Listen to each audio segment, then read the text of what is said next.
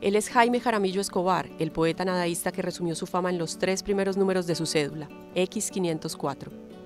Nació en 1932 en Pueblo Rico, Antioquia, pero pasó gran parte de su infancia y juventud en Andes, donde conoció al escritor Gonzalo Arango. De las montañas del suroeste antioqueño salió a Barranquilla, Bogotá y Cali, donde trabajó como técnico de antiguas computadoras, publicista y editor. Vestido de corbata y maletín, se encontró otra vez con Gonzalo Arango para dar nacimiento al nadaísmo, y en este movimiento Jaime Jaramillo Escobar se convirtió en uno de los más importantes poetas colombianos. En 1967 golpeó a la poesía al ganarse el premio Cassius Clay con los poemas de La Ofensa, y en 1983 ganó el Premio Nacional de Poesía de la Universidad de Antioquia con poemas de Tierra Caliente y el Premio Cote Lamus con Sombrero de Ahogado.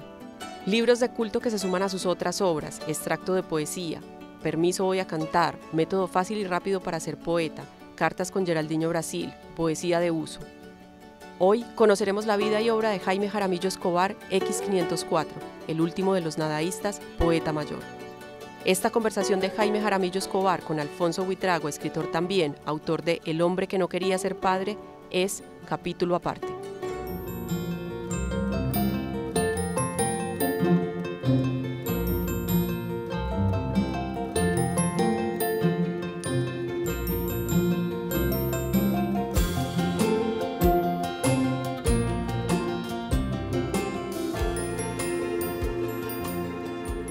Buenas tardes, Jaime Jaramillo. Estamos en otra emisión de Capítulo Aparte, conversaciones con escritores en Teleantioquia. Muchas gracias por estar hoy aquí en la Universidad EAFID. Muy bienvenido. Gracias. ¿Cómo ha estado, Jaime? Bien, bien, muchas gracias. Muy bien. Voy a empezar esta conversación citando una frasecita de uno de sus poemas que me llamó mucho la atención, Proverbios de los charlatanes. Dice: cuando un desconocido se encuentra con un desconocido, o lo mata o le pregunta algo. Afortunadamente a mí hoy me toca preguntarle. Usted y yo somos dos desconocidos, aunque yo lo he leído y he disfrutado mucho conociendo de su vida y de su obra. Pero quizás más interesante que ser poeta, usted tiene un montón de oficios en su vida, ¿no?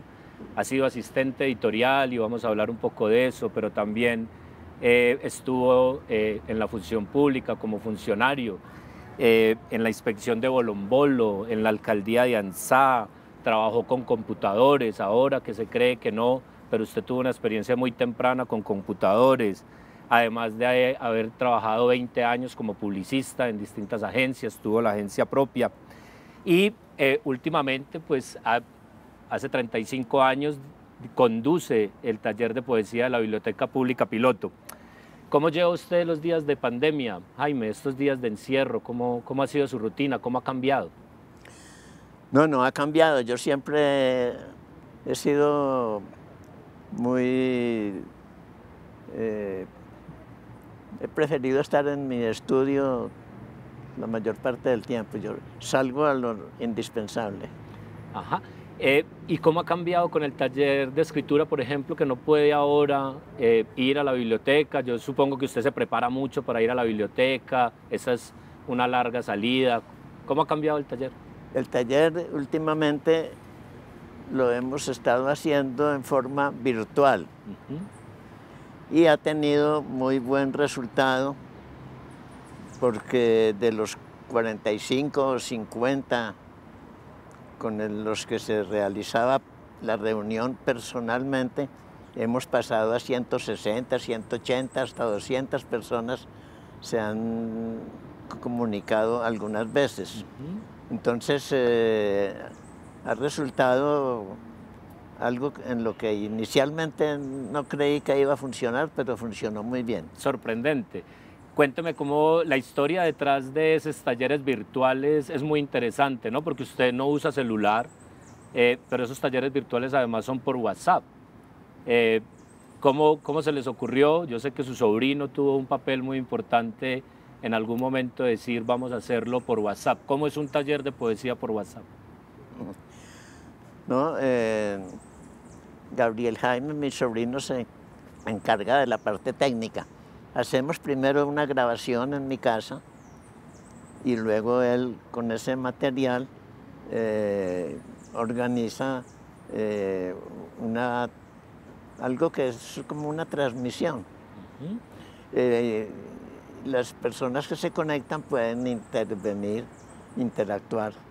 Claro, entonces primero crearon un grupo de WhatsApp, que esto me parece sorprendente, Jaime, porque digamos personas de toda Antioquia podrían hacer parte del taller de poesía, que en otro momento era imposible porque no hubieran podido ir al recinto pues, de la Biblioteca Pública Piloto. Sí, hemos recibido comunicación de otros países. Además. Personas que se comunican hasta de Estados Unidos y recibimos alguna comunicación de Londres, de partes lejanas, de Caracas. Ajá. O sea que el resultado ha sido bueno porque se internacionalizó y en lugar de los 45 o 50 presenciales, ahora hemos llegado a tener hasta 160, 180. Maravilloso, en ese grupo de WhatsApp al cual usted le envía la sesión y en un tiempo determinado, los sábados por la mañana, los integrantes de ese grupo de WhatsApp pues intercambian y se enriquecen mutuamente, ¿no? Sí. Eso pues me parece, si hay alguna ejemplo de adaptación en tiempos de pandemia, pues ese es un maravilloso ejemplo. Sería, sí. Sería un maravilloso ejemplo. ¿Tiene usted un grupo de amigos que me llama la atención y que nos permite también contar algo pues de su relación con los jóvenes y con la poesía que conserva de unos talleres en el barrio Florencia, ¿no? Sí, eso hace muchos años, eso fue en el siglo pasado. Exacto, sí. Y se hizo con unos estudiantes de bachillerato, que hoy en día algunos de ellos siguen siendo amigos míos y de vez en cuando nos encontramos. Claro. ¿Qué valora usted esa amistad? ¿Qué encontró en esos jóvenes que los conserva todavía? No, pues principalmente, a pesar de que eran estudiantes de bachillerato, me pareció notable su interés por la literatura y por la poesía. Y ellos asistieron durante mucho tiempo y esa amistad ha continuado desde hace más de 30 años. Todavía nos encontramos con alguna regularidad y eso se debió a la poesía. Claro. Usted compartió con ellos conciertos también, ¿no? También la vida juvenil. Sí, sí, claro, muy lógico y propio de la época. Claro. Hay un amigo que le quiero mencionar suyo, que fue muy importante, Verano Brisas, ¿no? Óscar González Toro también lo acompañó muchos años en el taller, gran poeta.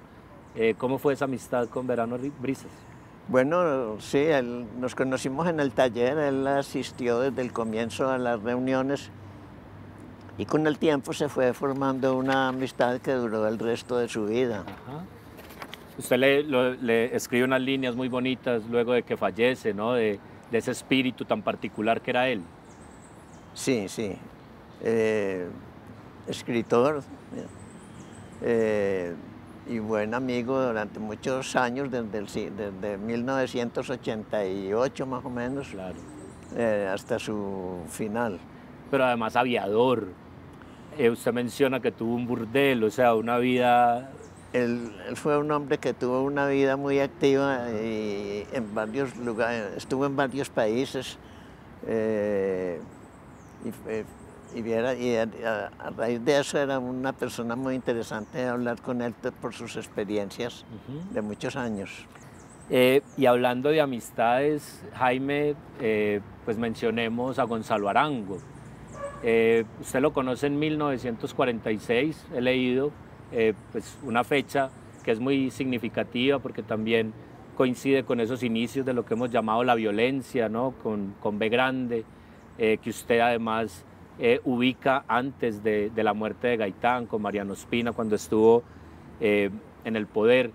Y lo conoce muy jovencito, en el bachillerato, internados en Andes. ¿Cómo fue ese encuentro con ese otro gran amigo suyo? Sí, yo conocí a Gonzalo en la época del bachillerato en Andes. Yo estaba interno en el colegio, pero él vivía, su familia vivía en Andes. Eso hace mucho tiempo ya, todo transcurrió, después ya él desapareció, pero los amigos siempre quedan en la memoria. Y después se reencuentran en la Universidad de Antioquia, que fue muy importante porque usted fue ayudante, pues muy cercano cuando él estaba en la revista de la universidad, ¿no? Sí, en esa época nos encontramos aquí en Medellín, sí. Ajá. Con Gonzalo Arango, en ese momento, bueno, ya se forma el nadaísmo, ¿no? Se lanza el manifiesto nadaísmo ya a finales de los años 60, 1958, más o menos. Y usted ya empieza a escribir sus primeros poemas, con los que luego se los enseña Gonzalo Arango y usted se gana el premio Cassius Clay, ¿no?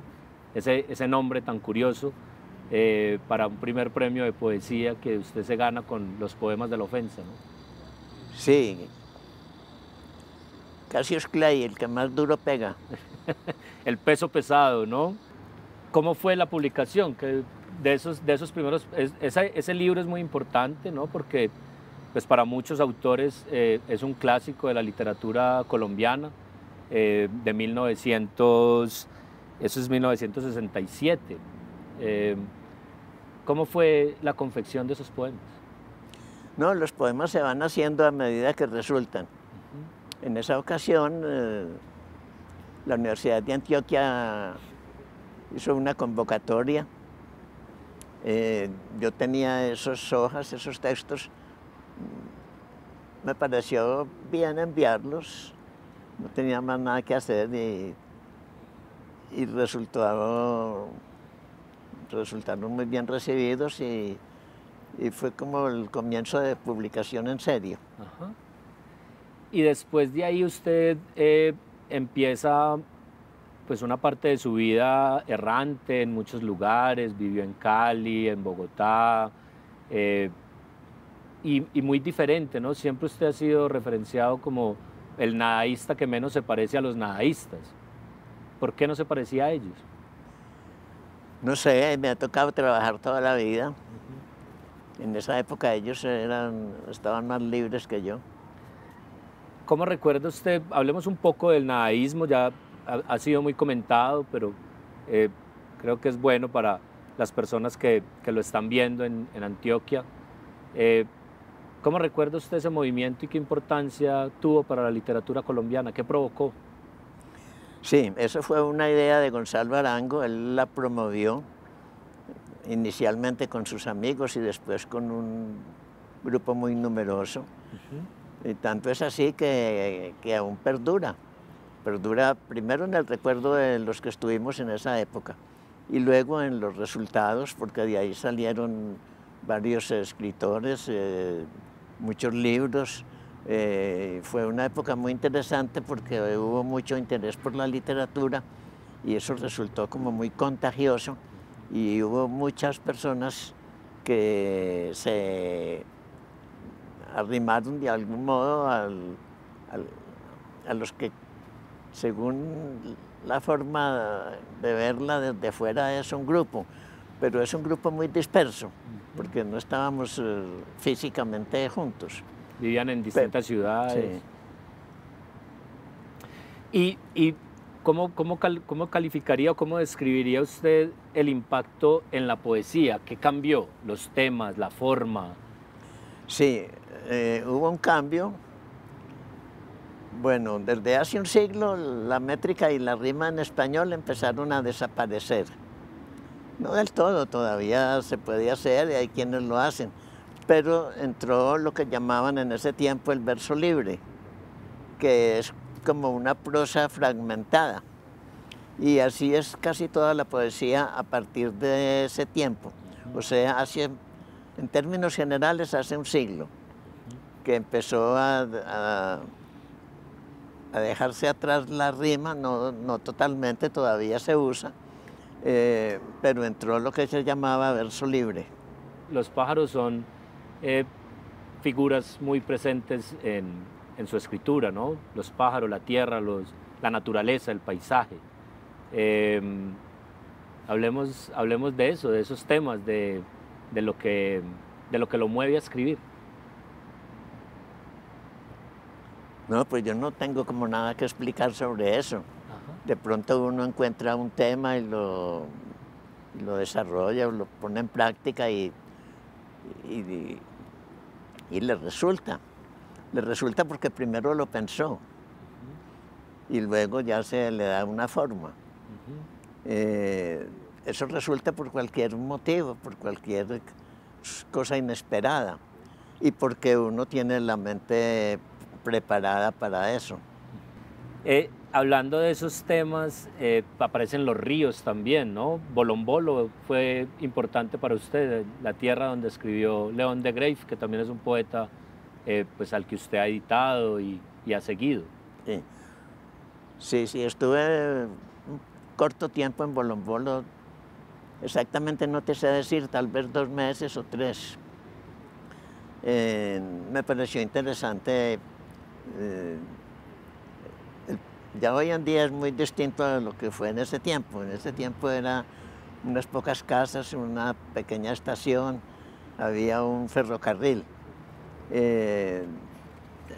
Era bonito, interesante y dejó un buen recuerdo. Bueno, ya hoy estamos en otra cosa. Ajá. ¿Y León de Greiff? ¿Qué influencia tuvo León de Greiff en su formación? Pues no sé si influencia.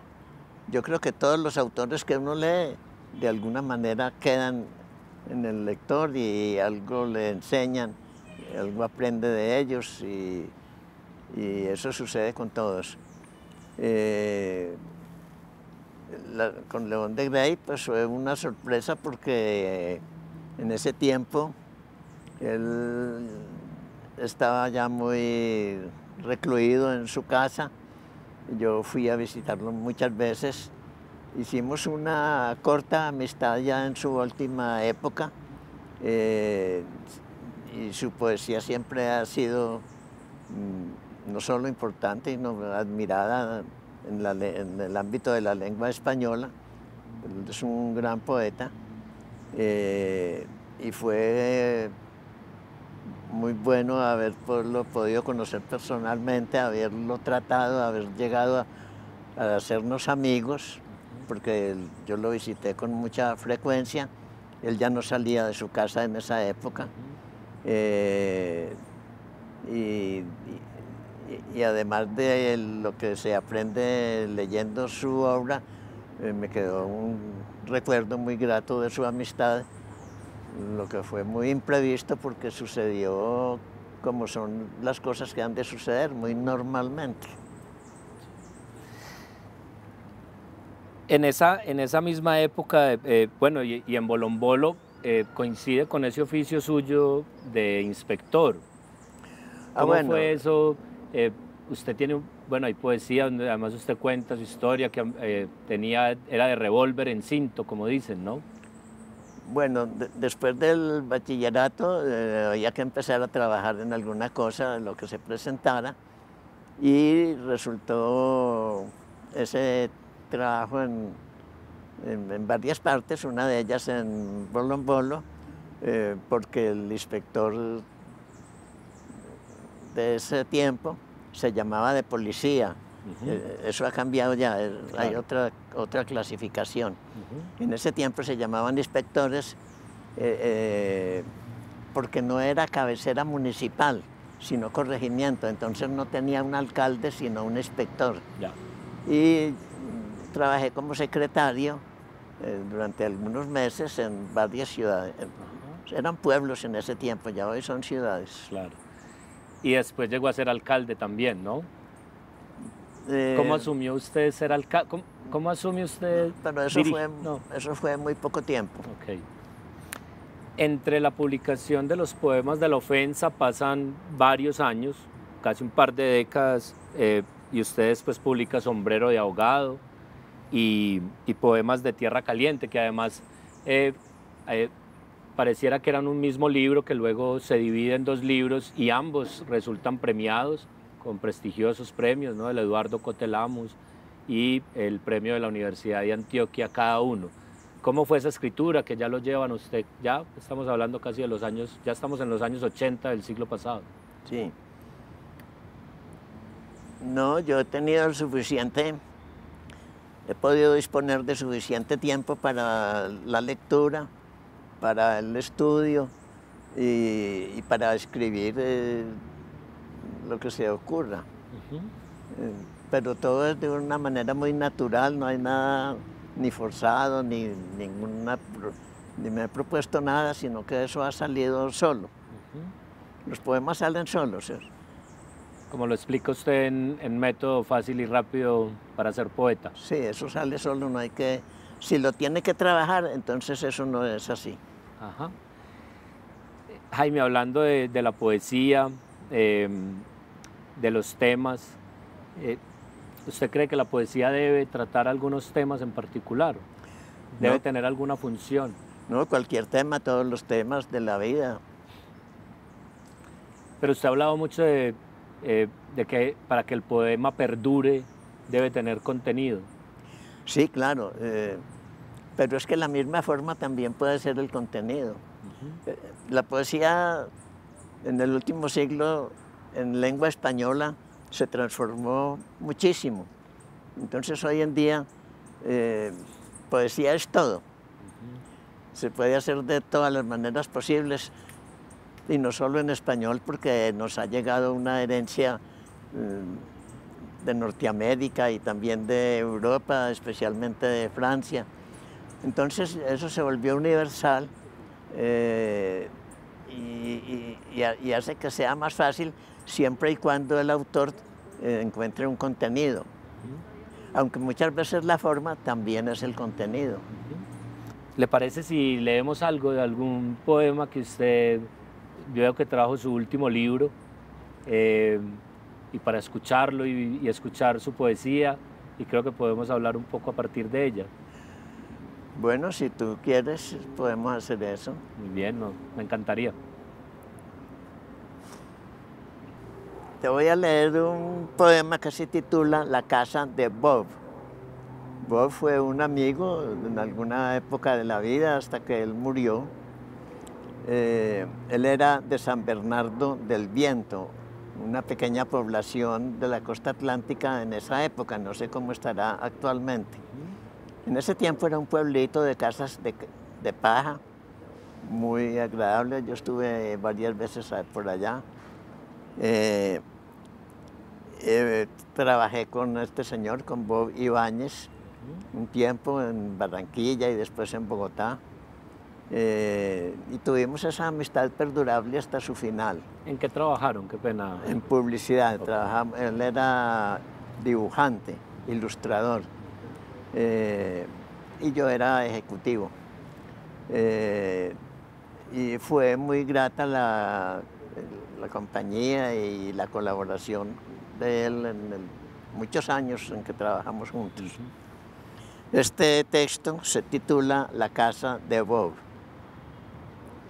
A San Bernardo del Viento fuimos a buscar la casa de Bob, es decir, donde él había nacido con sus padres, encontrando el mundo completamente hecho y perfeccionado, por lo cual se suponía que no le tocaría trabajar.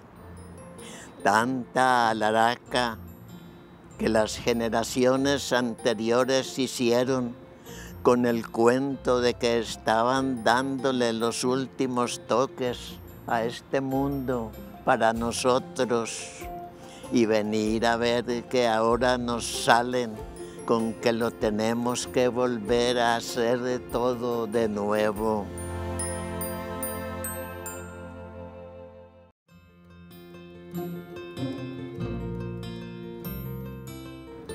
Era una casa construida con maderas olorosas y hojas de palma, en un terreno junto al río, en medio de los árboles y los pájaros, algo así como una casa en los lindes del paraíso.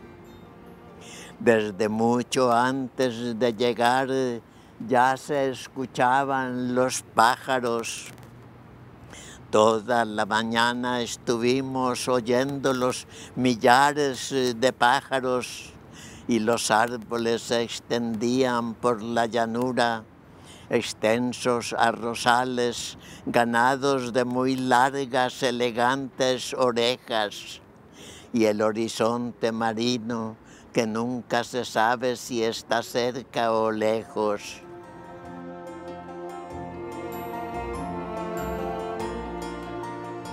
¿Cómo aparece el humor en un poema? No, ¿O cómo aparece el humor en la vida?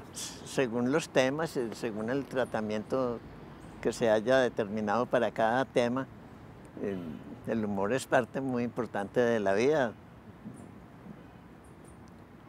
Es bueno reírse de las cosas para no llorar. Ajá.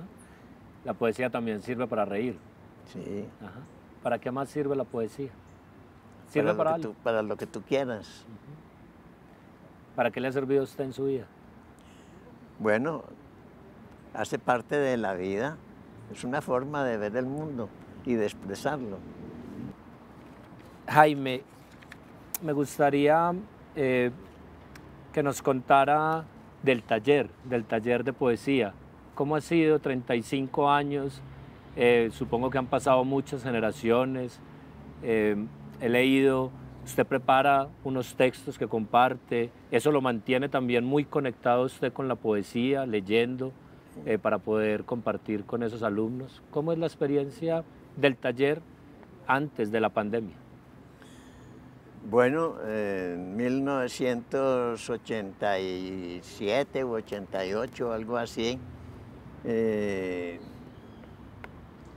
vine de Cali a Medellín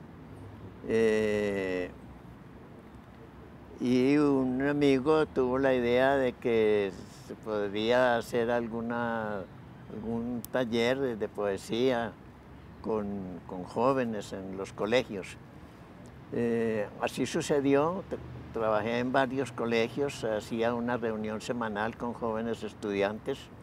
Fue muy grato porque se hizo en varios barrios de la ciudad durante varios años. Y esos jóvenes que en ese tiempo eran niños de bachillerato, muchos de ellos todavía siguen siendo amigos míos. Y nos vemos con alguna frecuencia y algunos van a mi casa y se formó de una manera muy natural una amistad que ha durado más de 30 años con unos niños, eran niños de colegio en ese tiempo. Ya hoy son profesionales de distintas áreas, pero seguimos siendo como si la misma época se estuviera perdurando. Y muchos de ellos duran mucho tiempo en el taller, o sea, Sí. años. Javier Sí. Gil, por ejemplo, Sí, el escritor, 20 años en el taller.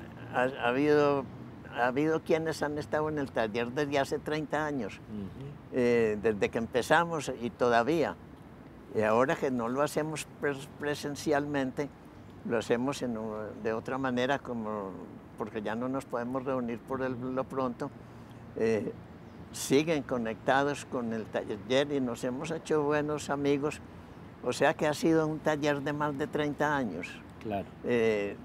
Con mucha gente. Actualmente que lo estamos haciendo virtual, se llegan a conectar hasta 140, 160, hasta 200 personas se han llegado a conectar en un sábado. Claro. De distintos países. Ha sido una sorpresa. Además de la acumulación de todas las generaciones que han pasado por la Biblioteca Pública Piloto, leyendo a partir de las provocaciones suyas. Nunca se pensó que un taller de poesía pudiera durar tanto tiempo, más de 30 años. Ininterrumpido. Y muchos han estado en el taller desde ese tiempo hasta ahora. Continúan, ¿no? Ha sido muy curioso, muy raro, porque es mucho tiempo para un taller de poesía. Es lo que ahora llaman la universidad de la vida. Es toda una vida aprendiendo. Sí. Es una vocación por el conocimiento constante. ¿Usted siente esa vocación por aprender todavía? Sí, ¿no? Y porque permanece en en algunas o muchas personas un gusto por la poesía, por el arte del lenguaje. Usted ha hecho antologías, ha sido editor, ¿no? Le ha gustado también promover la obra de otros autores. ¿Cómo ha sido ese acercamiento al mundo editorial, de pensar el libro para otros? Porque yo trabajé en la editorial Tercer Mundo desde todo ese tiempo. Tercer Mundo es una editorial que la fundó el doctor Belisario Betancourt, que después fue presidente de la República, con Luis Carlos Ibáñez, un chileno que estaba en Colombia. Nos hicimos buenos amigos, esas amistades perduraron hasta el final de la vida de algunos de ellos que ya desaparecieron. Y todo fue alrededor de la poesía. Algunas personas me han dicho que les parece raro que si hubiera podido reunir un grupo de personas alrededor de la poesía durante 30 y pico de años, aún cambiando de ciudad, porque entonces nos comunicamos por los métodos actuales y entonces es un taller como perdurable y que no tiene propiamente una sede, sino que ya se volvió como general. Ubicuo. Sí. Puede estar en cualquier parte, ¿no? Sí, ha sido una experiencia muy buena con la poesía, porque nunca se pensó que podría durar tanto tiempo, ni agrupar a tantas personas, ni ser tan auténtico, porque nadie está obligado a nada. Eso, nos hemos reunido espontáneamente y se ha mantenido ese mismo interés aún creciente durante, no solamente en el tiempo, sino también en distintos lugares, porque así ha sido. Tuvimos el taller en distintos colegios, con niños de colegio, y en La Piloto, desde La Piloto llevamos 30 y pico de años. Hoy en día, en este momento no se está haciendo presencial porque no se puede o no se ha podido hasta ahora. Se está haciendo virtual, como te digo, y ha funcionado muy bien, y cuando podemos reunirnos personalmente sigue funcionando lo mismo de bien, con la misma gente y otros nuevos que llegan y perduran. Entonces el taller ha sido muy particular, nunca lo imaginé así, fue una sorpresa que se convirtió en un taller que ni siquiera necesita un lugar, sino que a través de los medios actuales podemos estar conectados. Es un taller cada vez más parecido a la poesía en sí misma. Pues sí, desde ese punto de vista. Un taller que ¿usted ha sentido que en algún momento ha bajado el interés por la poesía a partir, pues, de su experiencia en el taller? ¿Ha bajado ahora o ha aumentado? ¿Quién quiere ser poeta hoy en día? Bueno, no, sí, hay mucha gente despistada. Entonces, no solamente están los que han venido en un grupo desde hace tantos años, sino los nuevos que se van agregando. Y ha sido una experiencia muy bonita, porque no fue programada, fue como impensada, y ha resultado muy espontáneamente y se ha mantenido de un modo como milagroso, porque son muchos años para un taller de poesía que en este momento ni siquiera tiene sede porque no nos podemos reunir todavía. Claro. ¿Tiene sentido hacer libros de poesía hoy? ¿La gente sigue leyendo poesía? Sí, señor, aunque no me crea. Ajá. ¿Es negocio hacer poesía para las editoriales? No, eso no es negocio, pero sin embargo los libros se hacen y circulan, lo que quiere decir que se venden y por lo tanto es negocio. Pues un pequeño negocio. Permite la existencia. Pero los libros sí están funcionando, los libros de poesía. En Medellín continúa siendo muy notorio el interés por la poesía, lo cual es como a muchas personas les ha parecido raro, porque la idea de Medellín no es esa. La idea de Medellín es una ciudad de empresas, de industrias, de comercio. pero también hay cupo para la poesía. Bueno, ya ha estado el Festival de Poesía, ¿no? Que usted no ha participado del Festival de Poesía de Medellín. No, directamente no. Tenemos, el taller de poesía de la Biblioteca Pública Piloto se ha mantenido. Todavía se mantiene, aunque ha habido, a pesar de no podernos reunir físicamente, todavía lo mantenemos igual. Claro. Hay un objeto particular, Jaime, que me lleva como a una reflexión, y es, usted tiene un maletín, que es donde usted guarda, un maletín donde lleva sus cosas, pero usted es una persona ligera de equipaje, por decirlo de alguna manera. Bueno, para los talleres se necesita tener material para copias, para entregarle a los asistentes de todo lo que se ve, con el fin de que les quede un impreso que sirva para una relectura y un recuerdo. Entonces, por eso hay que llevarlo en un maletín. Ajá. Pero vamos a hacer con el maletín una pausa y ya regresamos. En Lorica, en las escaleras de piedra y cemento del muelle, sobre el río Sinú, nos detuvimos como en un pasaje bíblico para tomar una embarcación hasta San Bernardo del Viento, en medio de bandadas de garzas, bandadas de loros chillones, y el batelero era un muchacho descendiente de las 1001 noches, un joven moreno de larguísimo cuello, alta cabeza de ojos almendrados, con viveza de lagartija y un turbante rojo encima de su antigua sonrisa de vendedor de perlas. El viento se oye gritar en Lorica. Hay pocos pasajeros para el viento, la carretera es un remolino de polvo y en el viento la estatua danzante de San Bernardo levanta el pie. El viento le levanta la sotana blanca. El viento en San Bernardo del Viento, las casas bajo las palmeras, las redes de pescar tendidas al sol.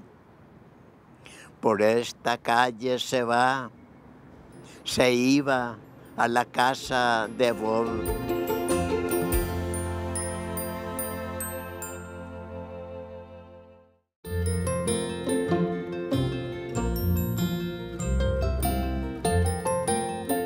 A la mañana llegaron 3 hombres, habían venido de muy lejos en una canoa y traían con ellos esquejes del árbol del pan.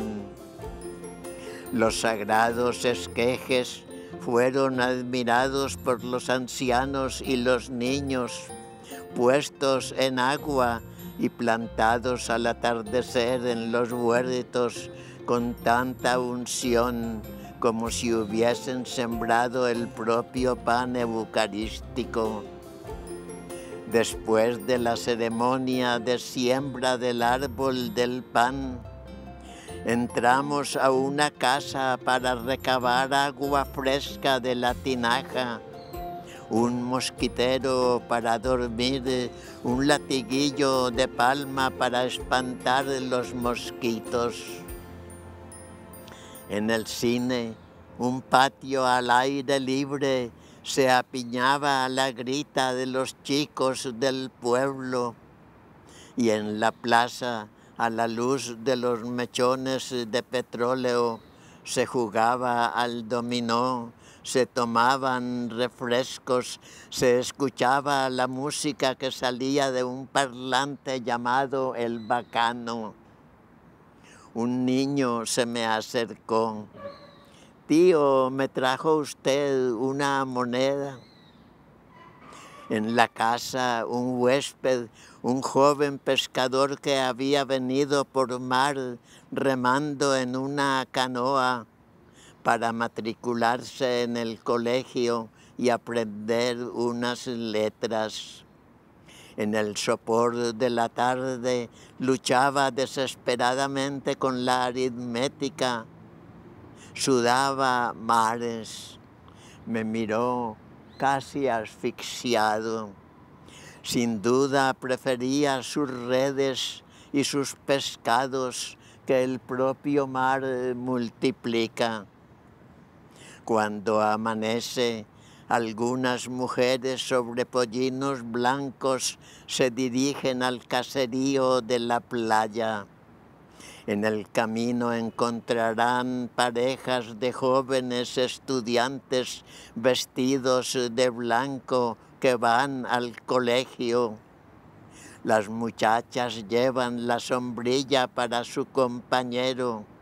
Él lleva los libros de ambos y más adelante una escuela rural donde juegan los niños. Las señoras que gobiernan los pollinos no están de acuerdo con que los niños gasten su tiempo en jugar. Los regañan al paso. Van chupando limones para la sed. Comadre, venir a la escuela a jugar. ¿Qué dice, comadre? Donde estaba el río, hay ahora unos pantanos con pinceladas de anchas hojas y todo el suelo recubierto por la cascarilla del arroz que los molinos desechan. Y es esta la calle por donde se iba a la casa de Bob. Hace algún tiempo los vecinos se quejaron al gobierno central porque temían que el río se iba a llevar el pueblo. Vinieron los ingenieros, hicieron sus cálculos, desviaron el río y ahora los vecinos se quejan porque sin río y sin mar. La casa de Bob sin el río perdió su razón de ser. Quedó como extraviada en el monte, la abandonaron. Empezaron a caerse las paredes hasta que desapareció. Y ahora tratamos de adivinar si fue en este lugar o en aquel donde la casa se levantaba. Si encuentras un árbol de naranjas o uno de limón, ese será sin duda el patio y podría describirte todo el resto. Diseminada por el pueblo está la casa de Bob, en las mujeres de los pollinos, en los chicos del cine, en los mechones de petróleo, en la arena de las calles, en los altos cocoteros, en el viejo pescador que fuma su tabaco mientras construye una red nueva, está la casa de Bob. Qué homenaje, ¿no? a ese amigo, la presencia en todas las cosas. Jaime, la muerte ha sido un tema también presente en sus poesías. Bueno, la muerte es una cosa que está presente en todo el mundo siempre. Eso no tiene nada de raro. Y en toda la literatura tú encuentras la muerte por todas partes y la vida. ¿Piensa en ella? ¿Piensa en la muerte? Yo no me preocupo por eso no es problema mío, eso es problema de ella. De ella. Alguna vez decía que la muerte es esa calavera que le ríe a uno, a todos nosotros constantemente. No sé. Yo no me complico la vida con nada. Mientras uno esté vivo, lo vive como pueda y si acabó, se acabó. Hay una manera, pues la escritura siempre se ha dicho que es una manera de vencer a la muerte. Hay otro género que usted ha practicado, que es la correspondencia, Jaime, ¿no? Bueno, eso fue en un tiempo en que se utilizaba la correspondencia. Ya hoy en día casi no hay esos. Se ha acabado mucho porque los nuevos sistemas de comunicación ya no necesitan la carta escrita. Pero la época de las cartas escritas fue muy interesante. Hay muchos libros de correspondencia de distintos autores. Ya no se usa porque ya no es necesario. Claro. Pero usted la cultivó con Geraldino Brasil, por ejemplo, que se publicó un libro. En esa época, sí, con Geraldino Brasil, nos hicimos muy amigos, nunca nos vimos, pero por medio de la correspondencia hicimos una amistad que duró hasta su muerte y que fue muy interesante para ambos. Jaime, con la correspondencia, para despedir el programa, sucede ahora con WhatsApp, que es una manera de correspondencia, en el que usted le ha permitido seguir en contacto con sus alumnos y seguir transmitiendo la poesía como la siente y como la ha vivido. Muchas gracias por compartir hoy con nosotros, por estar aquí, por compartir su vida y que otras personas en Antioquia lo conozcan y se acerquen a su escritura. Muchas gracias. Muy amable. Muy amable. Placer.